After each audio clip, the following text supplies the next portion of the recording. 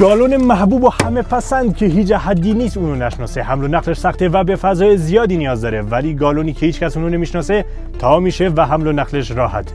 گالون محبوب از پلاستیک بی‌کیفیت ساخته شده و با گرما واکنش شیمیایی نشون میده، ولی گالون تاشو از پلاستیک BPA فری تولید شده و با مایعات گرم تا 60 درجه سانتیگراد واکنش شیمیایی نشون نمیده. از گالون محبوب نمیشه آب رو با حجم کم خارج کرد، ولی از گالون تاشو با شیری که روش تعبیه شده میتونید برای کارهای مختلف استفاده کنید.